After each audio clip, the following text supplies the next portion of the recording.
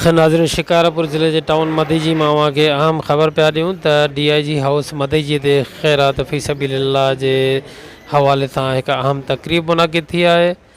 DIG traffic Syed Pir Mohammad Shah, deputy attorney general of Pakistan Syed Dur Mohammad Shah जे मरहूम वालिद गिरामी सैयद अरसला शाह और हफ़ीज़ुल्लाह शाह जे ईसाले सवाब लाइ ख़ैरात फ़ी सबीलिल्लाह जी तक़रीब DIG हाउस मदीजी ते मुनाक़िद थी।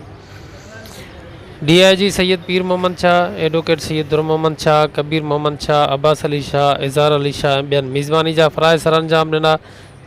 तक़रीब में अॻूणो सूबाई वज़ीर MP आगा सिराज ख़ान दुरानी, अॻूणो chief justice Agha Rafi Khan Durrani, DIG Nasir Aftab, अॻूणो सूबाई वज़ीर doctor Ibrahim Jatoi, town chairman Najaf Khan Kamario समेत मुख़्तलिफ़ इलाइक़नि सां तालुक़ रखंदड़ मुख़्तलिफ़ सियासी समाजी अॻुवाणनि मुअज़्ज़िज़ीन समेत वॾी तइदाद में शहरनि शिरकत कई आहे।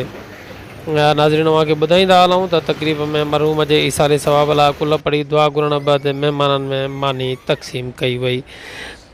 जी नाज़रीन, मदीजी मां अव्हांखे अहम ख़बर पिया ॾियूं जिते DIG हाउस ते हिकु ख़ैरात फ़ी सबीलिल्लाह जे सिलसिले में तक़रीब मुनाक़िद थी आहे।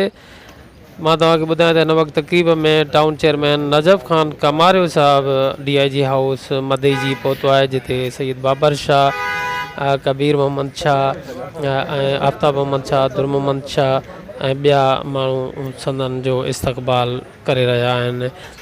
जी नाज़रीन, अव्हांखे आम ख़बर पिया ॾियूं DIG हाउस मदीजी में हिन वक़्तु मरहूम अरसला शाह और हफ़ीज़ुल्लाह शाह जे ईसाले सवाब लाइ तक़रीब मुनाक़िद कई वई आहे। इन वक़्तु कुल पढ़ी मरहूम जे ईसाले सवाब लाइ दुआ घुरी पई वञे।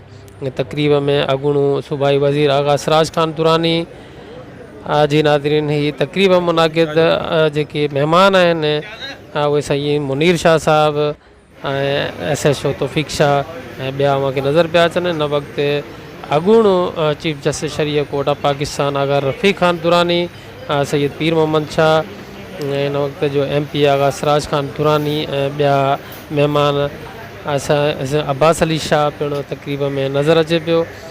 जी नाज़रीन, हिन वक़्तु ख़ैरात फ़ी सबीलिल्लाह जे हवाले सां आयल महिमाननि खे मानी कराई पई वञे। हिन वक़्तु तक़रीब जी पुॼाणी ते स्पीकर जेको अॻूणो स्पीकर हो सिंध असेंबली जो, हिन वक़्तु MP आगा सिराज ख़ान दुरानी पंहिंजे साथियुनि समेत तक़रीब जे इख़्तिताम बैदि हिन वक़्तु रवाना थी रहिया आहिनि। सैयद दुर मोहम्मद शाह ऐं ॿिया आगा सिराज ख़ान दुरानी सां गॾु आहिनि। जी नाज़रीन, हिन वक़्तु जेके मनाज़िर अवां लाइव सचाई न्यूज़ तां ॾिसो पिया त हिन वक़्तु आगा सिराज ख़ान दुरानी तक़रीब जे इख़्तिताम खां पोइ पंहिंजे साथियुनि समेत DIG हाउस मदीजी खां पंहिंजे घर तरफ़ रवाना थी रहिया आहिनि। आबिद भट्टी ऐं आगा शुजा ख़ान दुरानी पिणु नज़र अची रहिया आहिनि।